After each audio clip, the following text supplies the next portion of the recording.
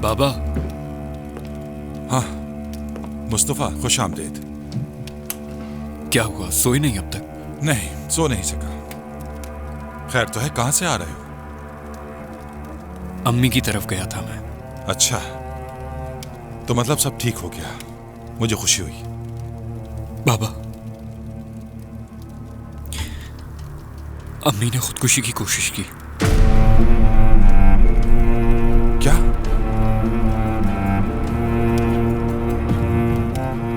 Emergency treatment दी गई उन्हें। अब उनकी हालत बेहतर है, अपने घर में ही।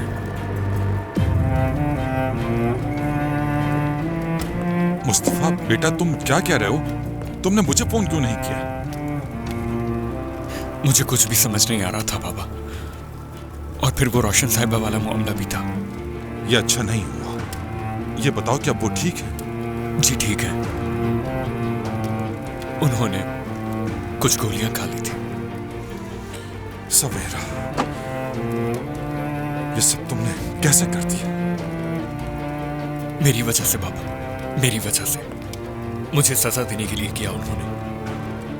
वो जब भी बेबस होती हैं तो कुछ भी ऐसा करके जिम्मेदारी मुझ पर डाल देती हैं हमेशा। इस बार मुझे सबक सिखाने के लिए ये रास्ता अपनाया उन्होंने। मगर ये कैसे सही हो सकता है? देखो मुस्तफ़ा, अगर उसने ये सब इसलिए किया है कि तुम मेरे साथ रह रहे हो तो... नहीं, इसका इससे कोई ताल्लुक नहीं। इस बात से तो उन्हें कोई भी मसला नहीं है, बल्कि उन्होंने मुझे खुद कहा कि मैं आपके साथ रहूं यहाँ। तो फिर मसला क्या है? क्या दरिया की वजह से हुआ है? बताओ, तुम क्या करोगे? मुझे खुद नहीं पता बाबा।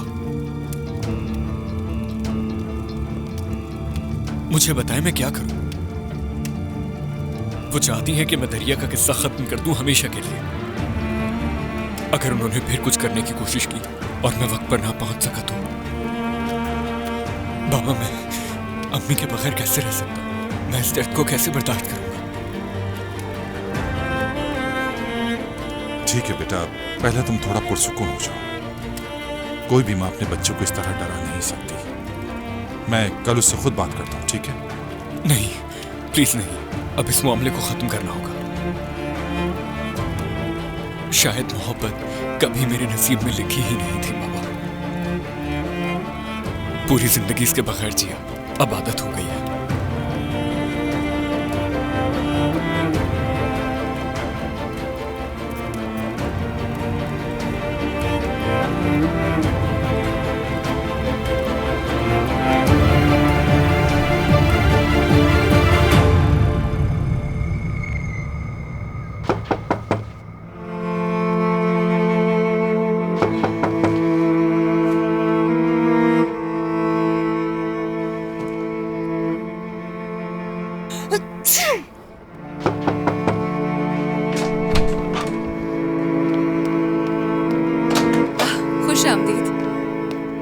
आजे आजे, आप यहाँ बैठे, मैं चाय बनाती हूँ आपके लिए।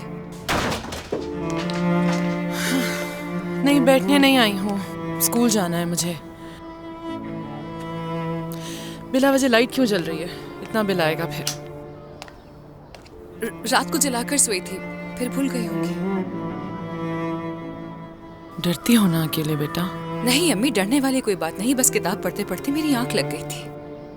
कितनी पीली लग रही हो, आंखें भी बिल्कुल बेरौनक हुई हुई है। तबीयत तो ठीक है ना तुम्हारी?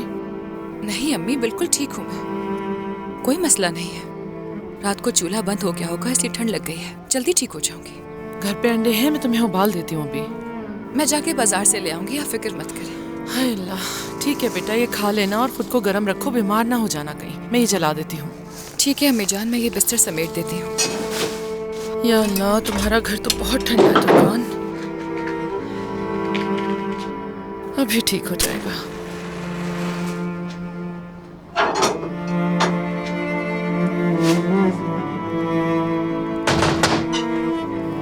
तुर्कान, रोशन साहिबा के बारे में कुछ जानती हो तुम? नहीं तो क्या हुआ उन्हें? रोशन साहिबा लॉकअप में है, अरेस्ट कर लिया गया है उन्हें। क्या?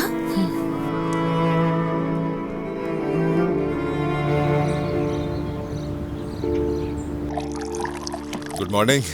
Good morning. Good morning Umar साहब। अम्मी कहाँ है? क्या वो नाश्ता नहीं करी हमारे साथ? वो घर पर नहीं है। कहीं ऐसा तो नहीं कि वो ऑफिस चली गई हैं बगैर बताए? मैं नहीं जानती। तो क्या अम्मी बाबा साथ में गए? इतना तो मैंने नहीं देखा, लेकिन गाड़ी की आवाज सुनी सिर्फ। जब मैं पहुंची तो जा चुके थे। आप लोग नाश्ता करिए। शुक्रिया। शुक्रिया। कितने सवाल पूछते हो तुम उमर? हो सकता है वो नाश्ता एक साथ करना चाहते हो। नहीं, उनकी तबीयत में ऐसा कुछ भी नहीं है। वैसे 2 दिन से मैंने अम्मी को नहीं देखा है। उन्हें कॉल करता हूं मैं, पता तो चले कहाँ है। आपका मतलूबा नंबर इस वक्त आरजी। अल्लाह अल्लाह, बंद है। मामाज बॉय हो तुम भी। अरे ऐसा कुछ नहीं। जाने दो, उन्हें अपना वक्त गुजारने दो। हम दोनों भाई आज एक साथ बैठकर नाश्ता कर रहे हैं, क्या ये अच्छा नहीं लग रहा तुम्हें? हाँ। तो फिर ये चाय हमारी भाई जैसी दोस्ती के नाम। क्या तुमने दरिया से ब्रेकअप कर लिया? नहीं, लेकिन बहुत जल्दी। क्यों, क्या हुआ? दरअसल भाई, हमारे दरमियान बहुत सी रुकावटें हैं। कलंदर खानदान, यालचिन खानदान, ऐसा लगता है पूरी दुनिया ही मुखालिफ हो गई है। अम्मी ने जो तुमसे कहा था उसका क्या हुआ? हाँ, ऐसा ही है, मगर मोहब्बत करने का कोई वक्त नहीं होता।